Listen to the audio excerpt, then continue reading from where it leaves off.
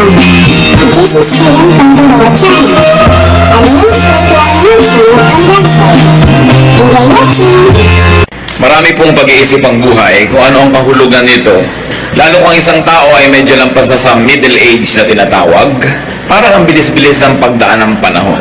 Parang ay gabi na naman, ay Lunes na naman, ay bagong taon na naman, at parang umisa na may panghihinayang, umisa na merong konting depression na kasama yung ganyang comment, dahil lalo't medyo past middle age ka na, parang lumalapit na ang pagharap mo sa takip-silim ng buhay.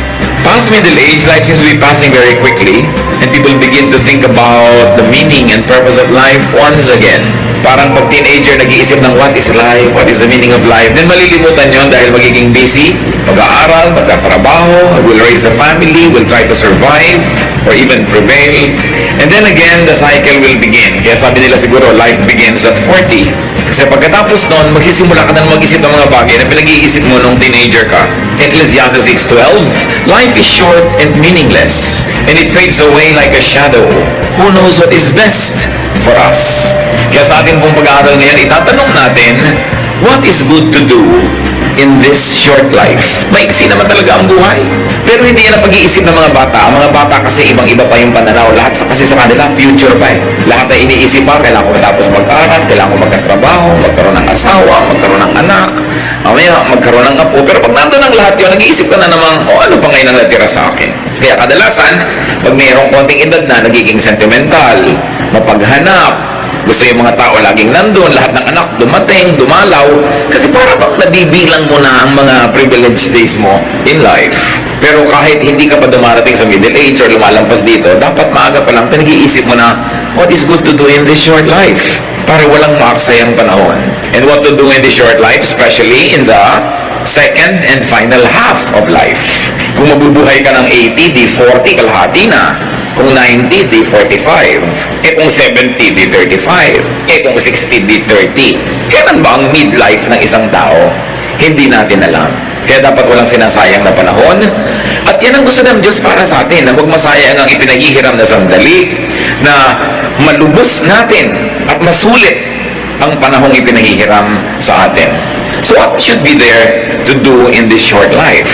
1 Chronicles 4:10, Jabez cried out to the God of Israel, keep me from harm so that I will be free from pain. And God granted his request. So ano po ang ginawa natin yan? At anong dapat natin gawin sa maiksing buhay na ito? Minimize pain. Dapat paliitin natin, pakontiin, padaliin yung mga panahon na merong nararamdaman tayong masakit. More than physical pain, ang pinag-uusapan natin dito mga kapatid is emotional pain. Sasandali ang buhay. Halimbawa mo, 8 hours a day nakakatulog ka, di 1/3 of your life tulog ka. Kasi 1/3 of a day is 8 hours. So kung nabuhay ka ng 60 years, 20 years kang tulog. So ilan na lang oras ang natirang gising ka a day? Let's say, another 8 hours. Professionally, nagtatrabaho ka, may ginagawa ka, and then all the other 8 hours, so ka naliligo, naglalaba, gumagawa ng mga kung-ano. Ilang oras talaga ang meron kang daladalang pain? Dapat iksian yan. We should minimize pain. And what brings about pain in life? Conflict. We should minimize conflict. Yung meron kang kalaban, meron kang kainitan ng ulo, meron kang kakumpetensya, alangan namang araw-araw sa iyong buhay. Alagaan mo na may ganon.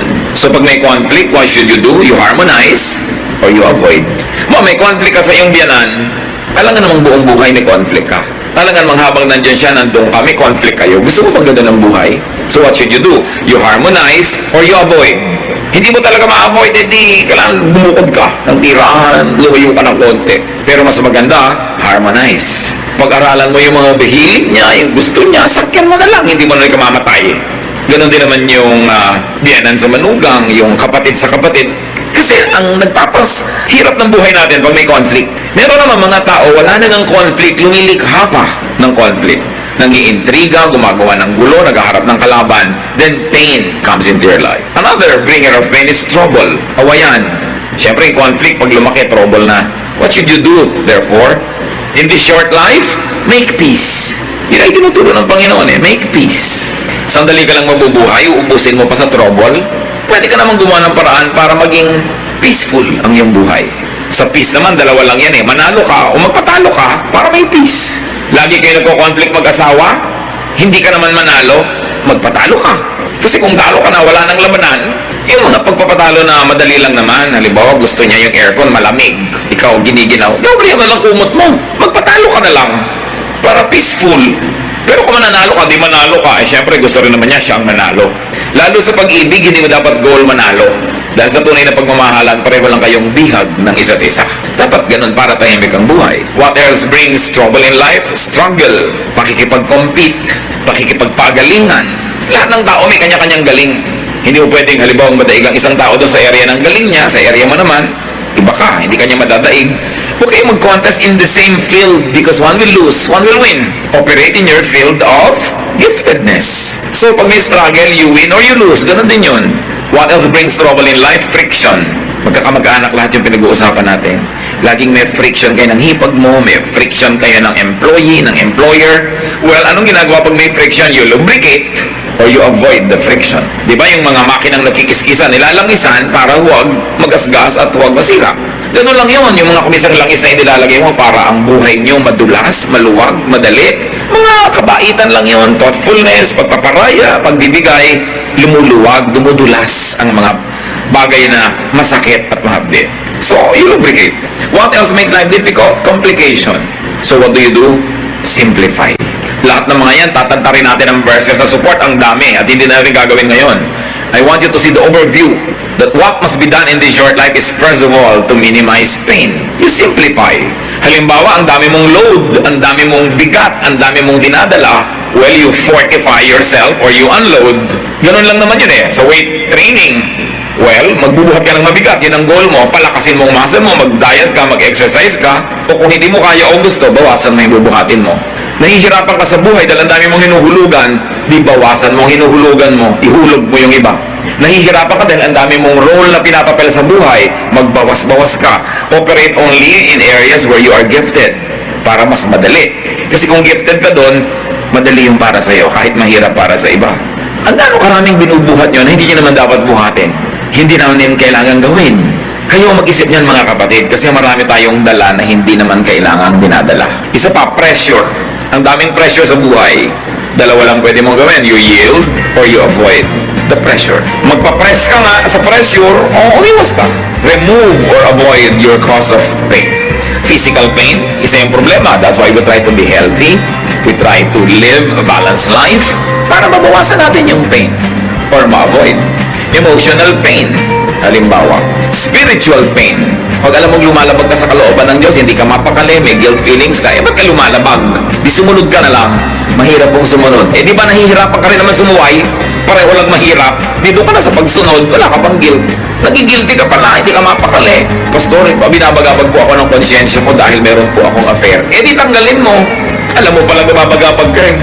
Simplify life para mabawasan yung pain. So you remove or avoid the cause of pain or desensitize yourself to pain. Bakit tayo may mga kalyo na tinatanggal nila pag nagpapa-foot spa ka? Kaya ka may kalyo dahil laging gumagasgas yung sapatos, may conflict, di ba? Mayroong friction, yung sinusuot mo sa paa at saka yung paa mo. So sa area na laging may kiskisan, may friction, yung paa mo gumagawa ng paraan para huwag masaktan. Naglalagay ng kalyo. Tapos tatanggalin mo pag nagpa-foot spa ka, di masakit uli. Hayaan mo marami kang kalyo para di ka masaktan. Kita may mga tao makakapal ang paa, nakatapak na ng thumbtacks, di pa nalalaman. Ang kapal ang paa eh. Kaya kailangan sa buhay mga kapatid, kung minsan kinakapal-kapalan mo. Medyo makapal-kapal ang mukha natin para hindi tayo laging nahihiya. Kinakapal-kapalan mo ang sikmura mo para marami kang pwedeng kainin na hindi nasisira yan. Physically, emotionally, and spiritually. Huwag kang masyadong maramdamin. Parang hingi ka naman, hindi mo naman maiwasang hindi humingi dahil wala ka naman talaga at hingi ka ng hingi. Kapalan mo na ng konti. Hindi yung pag napagalitan ka, nagdaramdam ka pa, pero tinatanggap mo rin naman. Learn to adjust, to minimize your pain and your sorrow. Kaya tayo pag ino-operahan, nilalagyan ng pampamanhid para hindi tayo masaktan. Hindi laging mabuting maging manhid. Pero pag walang gawa ka na dahil talaga namang may pain, nakakatulong maging manhid din. Ayaw sa'yo ng biyanan mo, lagi ka nalang halimbawa dinadabog-dabugan. Manhidan ka na lang dyan. Wala ka namang magawa, ginagawa mo na lahat para magustuhan ka niya.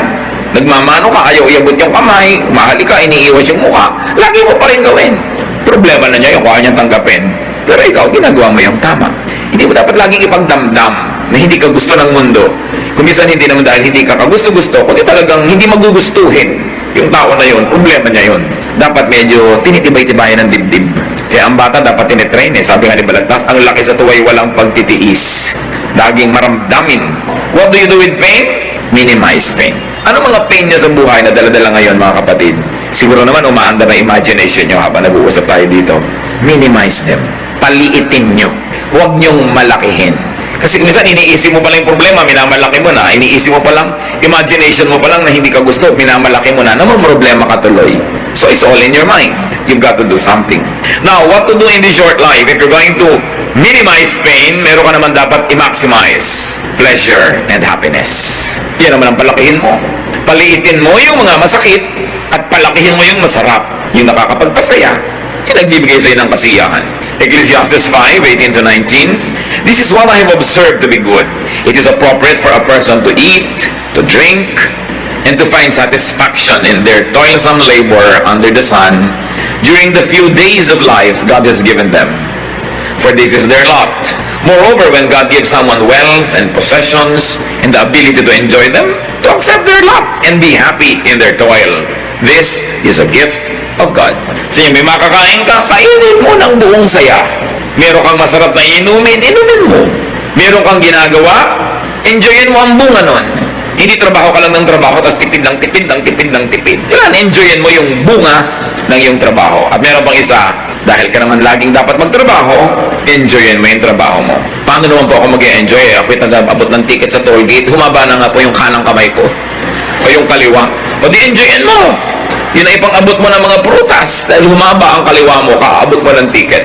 Sabi ko, mag-resign ka, huwag ka magtrabaho dyan. Hindi po pwede. Yung pala, hindi naman pwede. Di enjoyin mo. Marami kasing bagay mga kapatid. Kung ayaw nyo, tanggalin nyo sa buhay nyo. Hindi nyo kayang tanggalin. Tapos reklamo kayo ng reklamo, pero nandun din ang dapat nyo gawin. Tanggapin nyo siya. Turuan nyo ang sarili nyo, enjoyin nyo. Get what you like. But because you cannot always get what you like, what do? You learn to like what you get. Lalo sa pag-aasawa. Di ba? You get what you like, or you like what you get. Pero hindi pwedeng ayan na yan, laging nandyan, tapos tinatanggihan pa rin ang kalooban mo, pero nandun din. Malilito ka lang, magdadalawang loob, maguguluhan. Enjoy what is there. Huwag lagi nagigilty pag nag-enjoy sa buhay, lalo't pinaghirapan nyo. Yung mga iba, maghirap ang bansa natin, bakit bumibili ka pa ng ganyan? Naghirap naman ako, bakit ba? Hindi ko na pepremyohan? At sa lagay ko ba naghihirap yung bansa, lagi na lang din ako maghihirap. Laging ganun yung mga policy natin eh. Mahirap ang bansa. Pwede naman ako mag-enjoy. Ba't ko idadama yung sarili ko sa hirap? Hanggang gumagawa ako ng mabuti, tumutulong ako sa kanila, ginagawa ko tungkulin ko, masama ba mag-enjoy? Dapat mag-enjoy ka. Yung pa mga iba, ang dami-dami mga kapatid, ang hihirap nila, tapos ikaw at ang mga anak mo, ang sarap ng buhay nyo. Anong gusto mong gawin ko? Itapon ko to, ibigay ko lahat sa kanila. Ibinibigay sa akin ng Diyos. Ang mahalaga lang, nag-share ka. Isa madalas pangyayari sa atin ng mga kapatid Pagka ikaw ay medyo umangat sa buhay, tapos ang dami mga kamag-anak na ubod ng hirap, pinapagilty ka ng ibang kamag-anak mo. Binigay sa'yo ng Diyos. It's your lot. Enjoy it. Just don't forget to share. Kailangan hindi puro guilt. Find pleasure at work. That is important. Meron pa ako minsan, abroad, isang OFW, kumakain kami ganyan ng masarap na pagkain sa isang magandang restaurant, biglang tumigil at tumagulgol. Bakit ka umiyak?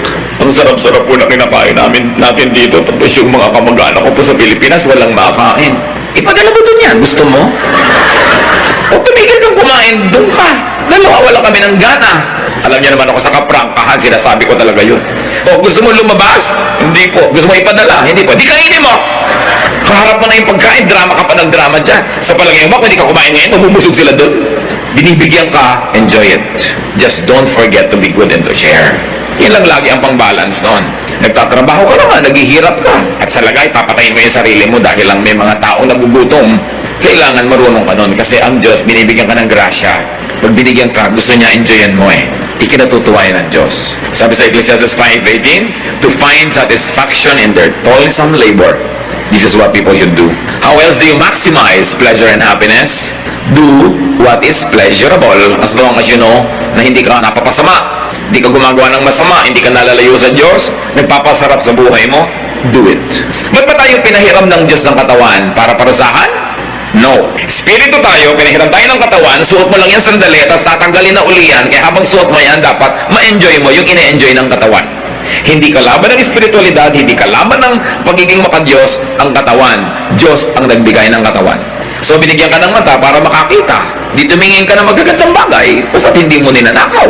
Binigyan ka ng dila para tumikim ng masasarap na lasa, pasarapin mo. Yung iba, dapat ikulong o kaya barilin sa luneta. Kasi gumagawa sila ng krimen. Alam niyo kung anong krimen? Hindi sila masarap magluto. Hindi sila magandang maghain. They are not doing justice to food.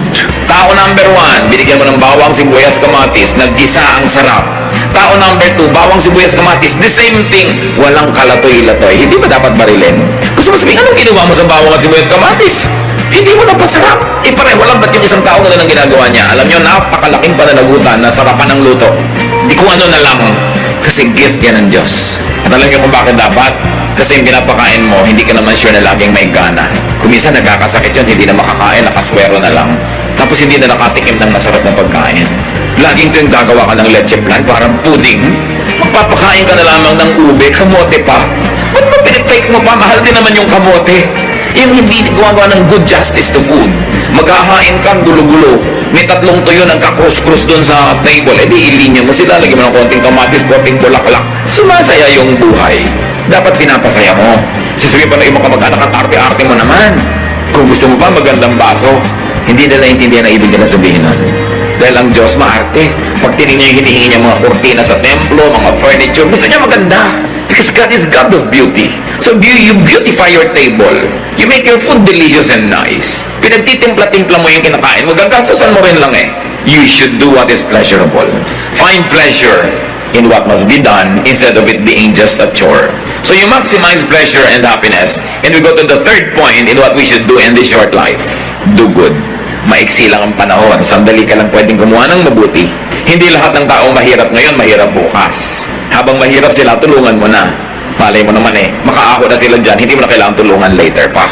Yung kailangan mong tulungan mo na ngayon kasi hindi naman laging mangangailangan yan. Sabi na nga nila, people need help in the beginning and at the end. So sa simula, tutulungan mo.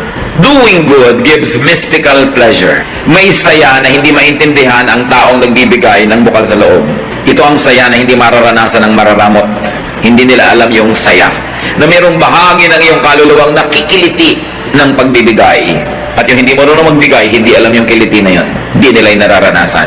Doing good pleases God who can bless you. Lahat ng blessing na darating sa buhay mo, sa Diyos lang naman pwede manggaling. Eh pag nagbibigay ka at mabuti ka sa kapwa, natutuwa sa iyo ang Diyos, edi siya magbe-bless sa iyo. Kaya masarap gumawa ng mabuti.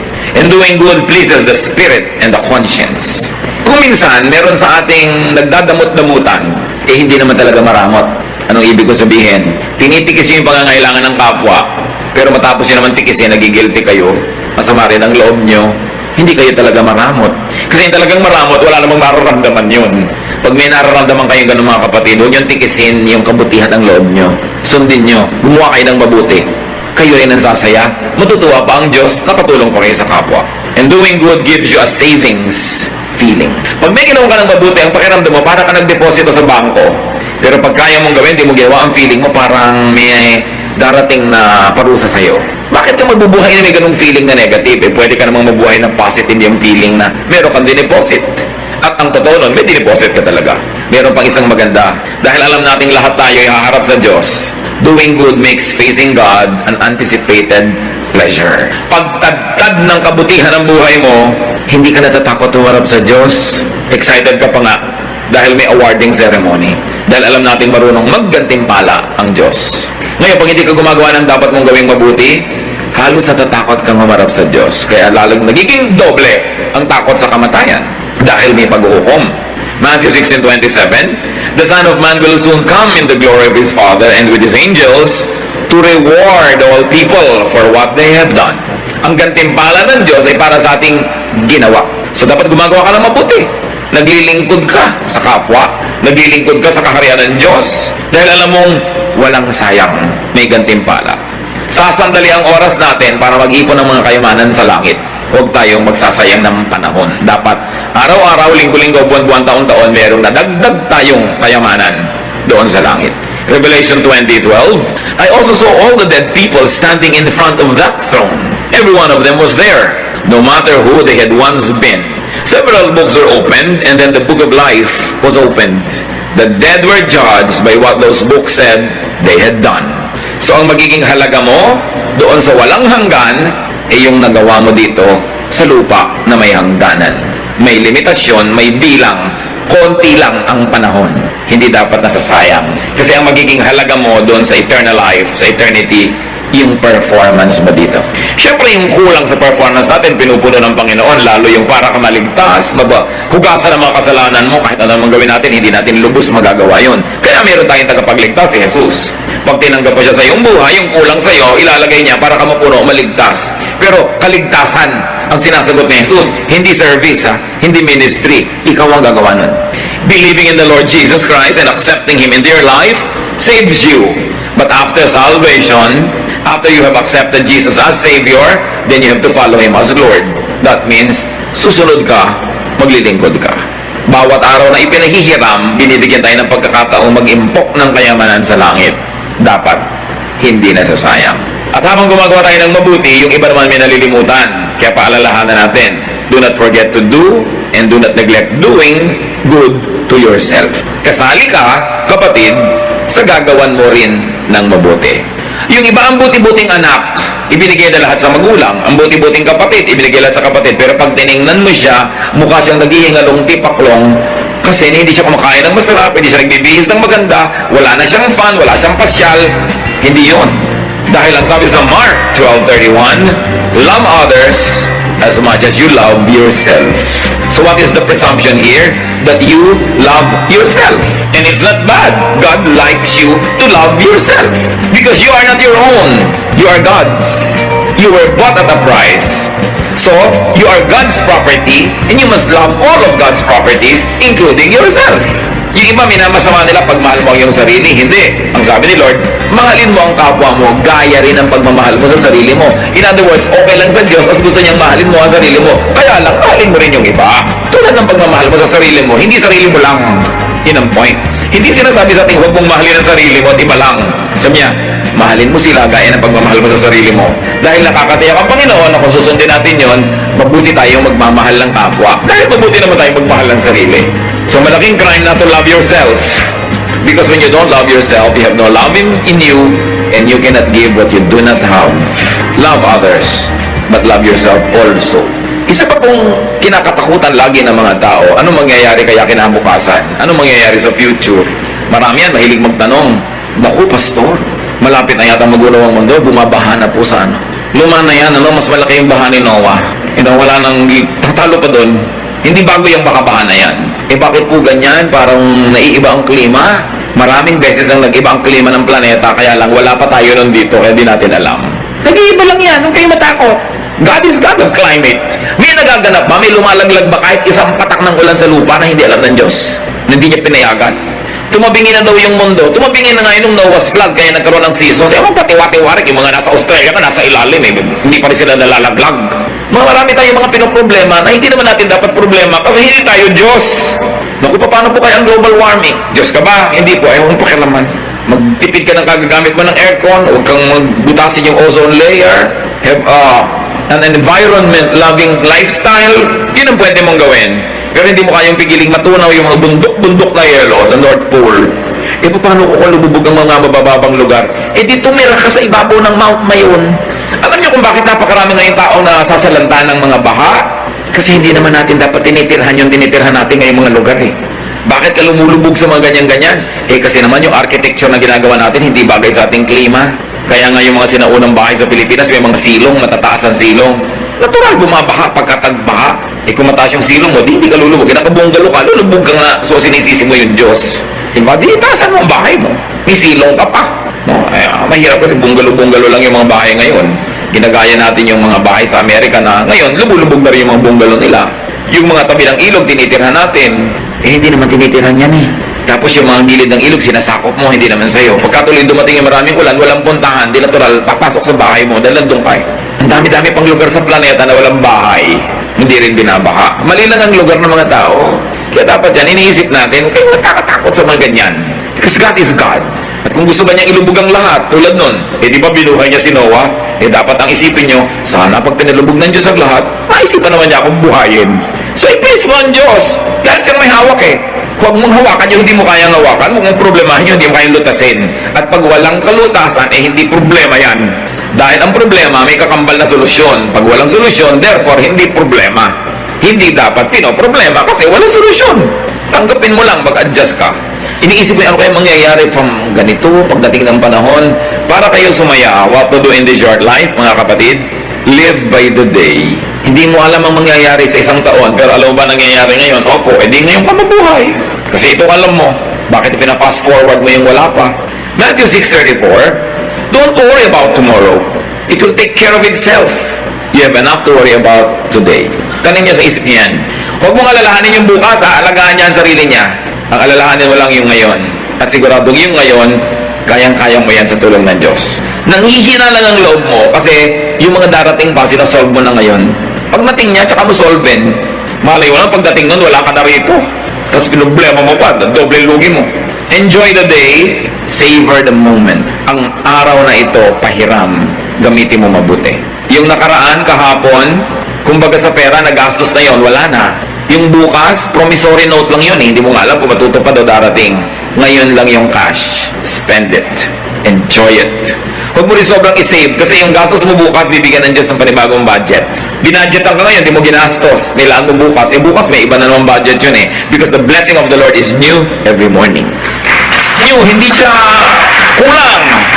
Kung minsan, you're playing too safe, so para ka rin magtipid, hindi ka na nag-enjoy. Although, magbuti naman nagsisave ka kahit paano. Kaya dapat binabalance mga kapatid. Dapat alam mo rin how to enjoy the day.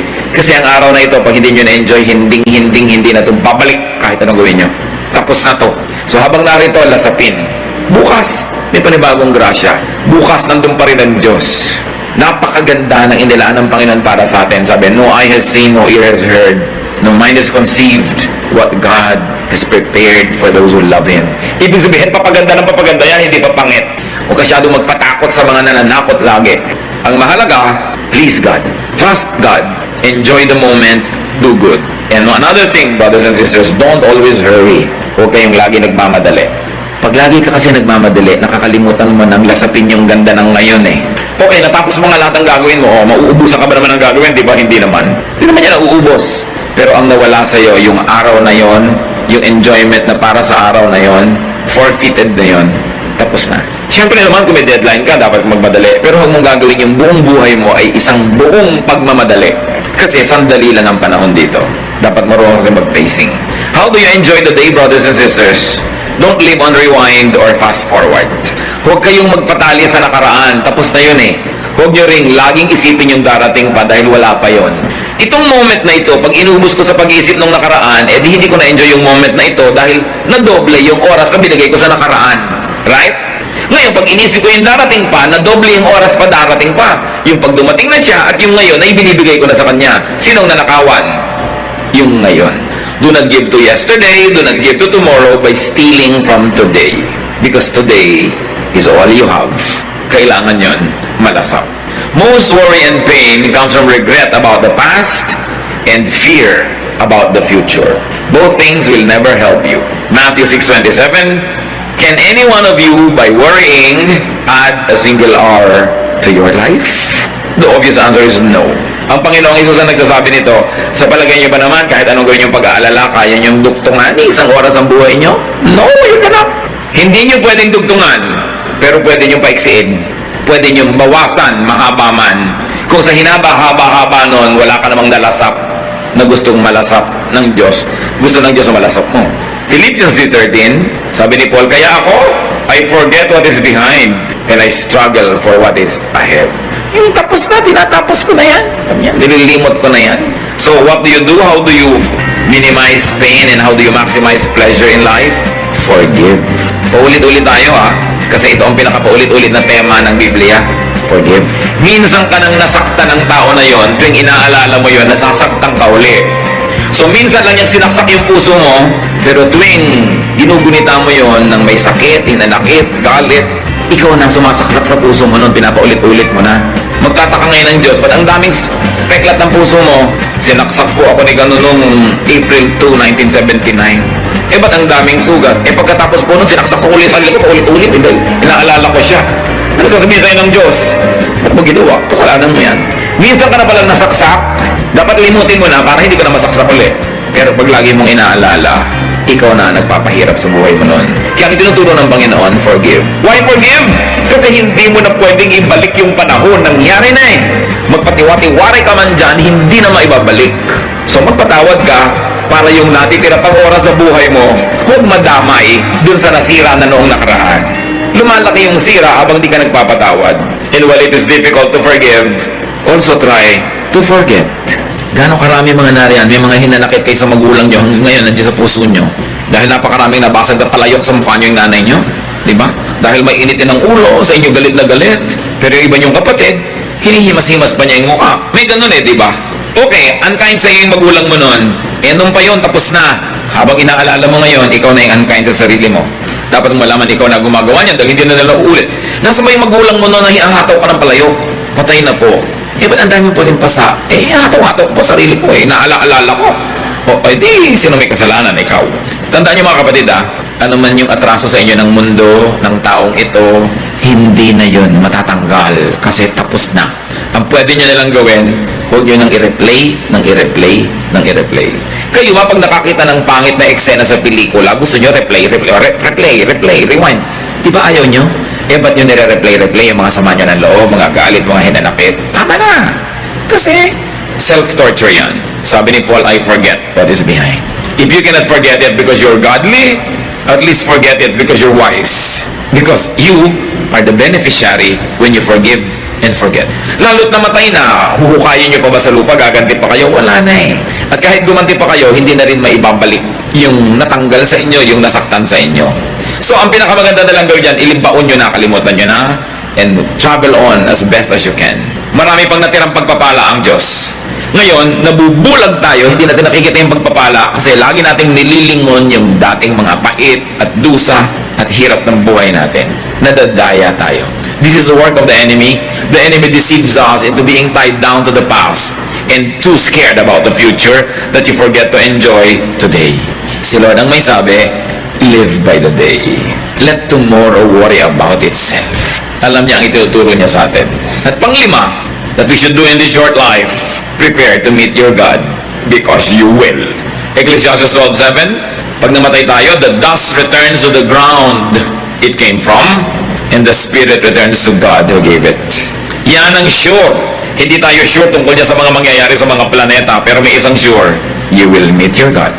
So prepare for it. That's why you do good. Kung ano man yung good na yun, kayo mag-define sa buhay nyo. Kasi alam nyo rin what is bad. Do good. Make peace with God. Banggain nyo na lahat, wag lang Diyos. Suwayin nyo na lahat, wag lang Diyos. Kalimutan nyo na lahat, wag lang Diyos. Yan ang pinakamalaking pagkakamali na pwede natin magawa. Make peace with God. Because when you are at peace with God, all else will follow. At kahit awayin ka ng mundo, kakampi mo naman ng Diyos. Nakasandal ka, hindi lang sa pader, sa Diyos. Huwag kayong gagawa mga kapatid nung alam nyo yung ayaw ng Diyos sa ginagawa nyo. Tapos gagawin nyo pa rin. Para lang sa cheap thrill, para sa konting saya, mas ang laki ng pagdurusa mo, lugi ka dun. Make peace with God. Because when you're at peace with God, you're at peace with yourself. So pag may ginagawa tayo, araw-araw mga kapatid, maliit man o malaki, itanong nyo yung 5 nating mga issues about what to do in this short life. Itanong mo, will this minimize pain? Naiinis ako sa biyanan ko. Uubusan ko siya ng ulam. Titirahan ko ng mga kalansay ng isda. Ang isda pa naman dulong. Doon ay mahirap yatang hinainan nyo para itira mo na lang ang tinik. So itatanong mo, will this minimize my pain or will this increase it?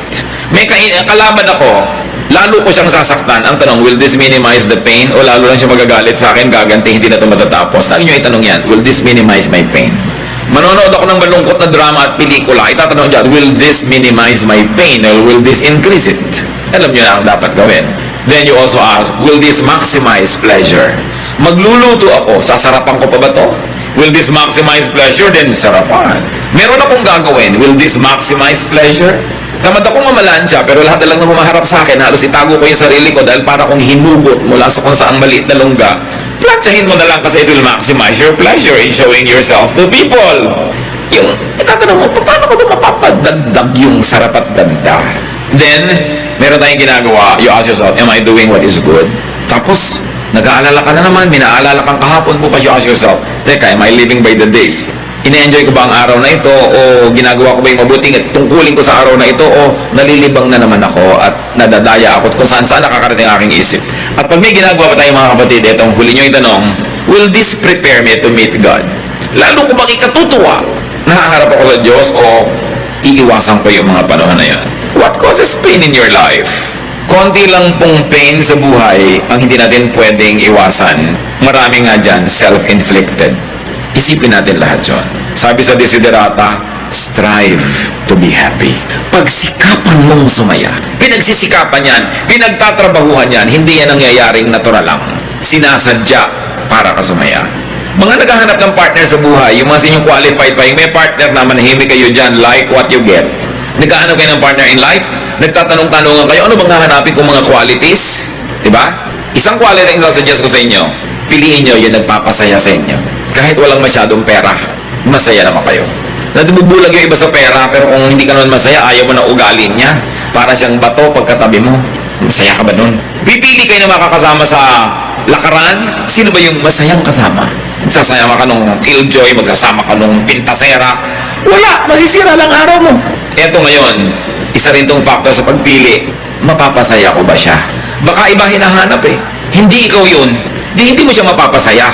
Kahit napapasaya ka niya, pag hindi mo siya napasaya, mauubos din yung pagpapasaya niya sa'yo. Siyempre, alam ka namang hindi maubos. Kasi palitan yan eh. So sa pagpili, bigyan nyo ng malaking halaga yung masaya ba kayo sa taong ito. Hindi yun ako, nag-aaral yung dentistry, so dami nang bubunutin yung ngipin. Ako, kikita tayo. Hindi yun. Kasi kahit naman siya mahirap ngayon, hindi mo alam kung yayaman din yan eh. Yung mayaman, hindi ka naman sure kung maghihirap yan. So hindi yan ang pagbabasihan mo. Hindi rin yung itsura. Malay nyo, huwag naman mangyari, nabusan ng kumukulong mantika. Naging mukhang parang chicharong bulaklak yung dating mukhang orchid niyang kutis. Eh kung yun lang yung kasiyahan mo, di nawala na. Pero yung ugali, madilim at maliwanag, yung ugali pareho yon. Kaya na po, sasaya ba ako sa ugali niya? At kung ngayon pa lang, meron kayong boyfriend, girlfriend, hindi naman kayo masaya sa ugali, at mukha namang walang senyales na magbabago ito, eh mag-isip-isip kayo. Alangan namang ubusin nyo ang isang buhay na ang kasama nyo, hindi kayo masaya. Iniisip yon. Sino ang magandang kasama? At maganda ba kayong kasama? Masaya ba kayong kasama? Alam nyo, dalawang bagay ang mahalaga sa buhay. Tanggalin natin yung mga religious kung ano-anong baggage. Dalawa, dapat, masaya at dapat magaan. Pag masaya kayo, magaan ang loob nyo, kahit daganan kayo ng bundok-bundok na problema, you will survive. At yun, nasa ugali. Tiyakin din natin yung ugali natin, ini-improve natin na tayo yung magaan kasama at masayang kasama. It is a ministry. Sa palagay nyo, ang Panginoong Jesus, bakit ang mga makasalanan, yung mga kung sino ang hilig sa kanyang sumama? Kasi kahit hindi siya nagko-compromise, kahit yung tama, laging tama, mali, laging mali, pero magaan siya magdala. Hindi siya nakakasakal. Masarap siyang kasama. That's why he was a friend of sinners. Dapat gano'n din ang ating policy. Gano'ng karami pang araw, oras, linggo natitira sa ating mga kapatid na ipapahiram ng Diyos? Kung may nasayang na tayong marami nun, tigilan na natin yon. Let's maximize our happiness. Let's maximize the happiness of people around us. Maging agent of peace and happiness tayo. And let's minimize our sorrows. Ama namin, turuan mo kami maging marunong. Ma-identify namin yung nagpapalungkot na pwede namin alisin, nagpapahirap na pwedeng bawasan o buong-buong bunutin sa buhay namin. Malaman namin kung ano yung mga nagpapasaya, nagpapagaan, yun ang aming paramihin pa. Turuan mo kaming laging gumawa ng mabuti, makipagkasundo sa iyo at maging handa sa pagharap namin sa inyo. Magbulay-bulay tayo mga kapatid sa ilang saglit ng katahimikan. Ang gusto ng Panginoon sa atin isang buhay na maginhawa, masaya at tahimik. Let's ask the Lord to reveal to us our self-invented, self-manufactured, and self-inflicted pain. Lord, reveal yourself to us. As we spend some time in silence, speak to us.